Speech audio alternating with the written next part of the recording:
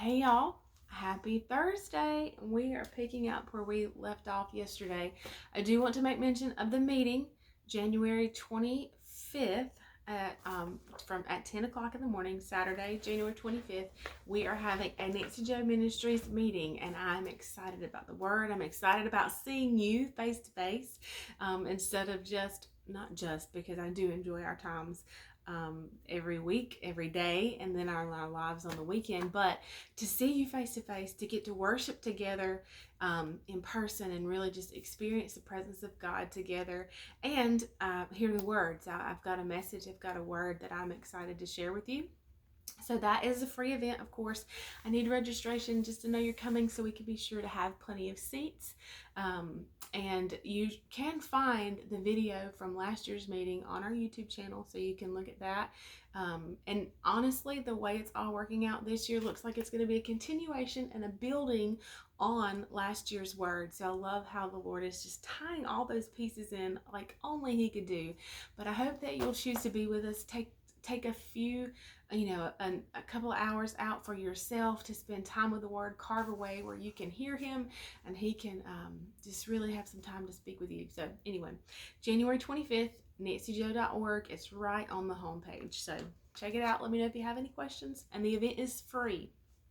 So we're picking back up into our Psalm 1 today, talking about and relating to Psalm 1 and the blessed one, this blessed one who chooses the road less traveled by, and making the hard choices, the difficult choices, and staying with it, and why choosing the Father, choosing Jesus is worth it every single time.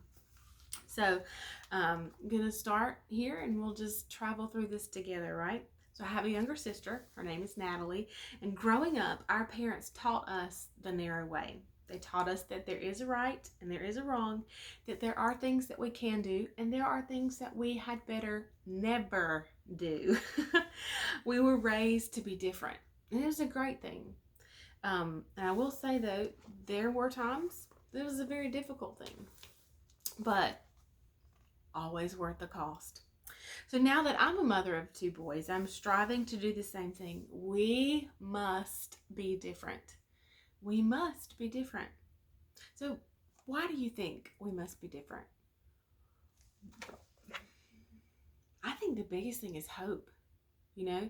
That the world is almost in a tailspin, but I'm heading up. I have so much to be hopeful about, so much to be joyful about, that my emotions are not dependent upon outward circumstances, but inward strength, inward peace, because I've built on a foundation that is not changing, is not sinking, is not shaking, will not break down underneath me. That no matter what happens in this life, no matter, period. You don't have to finish that sentence, just no matter.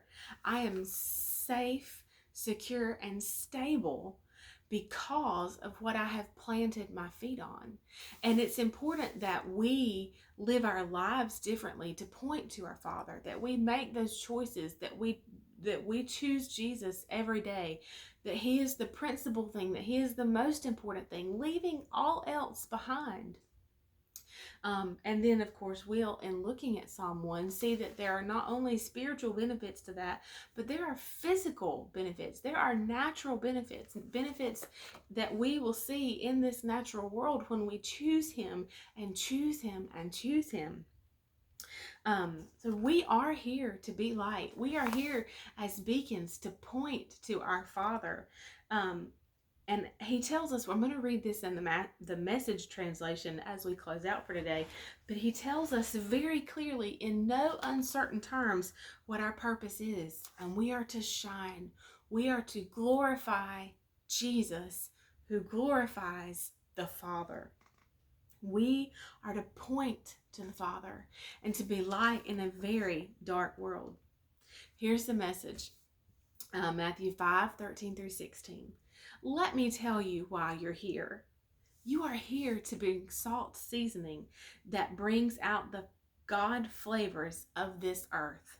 If you lose your saltiness, how will people taste godliness? You've lost your usefulness and you end up in the garbage. Here's another way to put it. You're here to be light, bringing out the God colors in the world.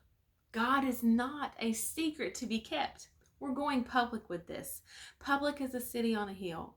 If you make light bearers, if I make you light bearers, you don't think I'm going to hide you under a bucket, do you? I'm putting you on a lampstand. Shine. Keep open house. Be generous with your lives. By opening up to others, you'll prompt people to open up with God, this generous Father in heaven. So when we are open with our lives, I love that. By opening up to others, you'll prompt people to open up with God. Let people see His goodness in your life. Let people see His faithfulness in your life. Because that, my friends, it's what's going to call them and prompt them to dig deeper and find Him for themselves. I'll see you tomorrow. Bye, y'all.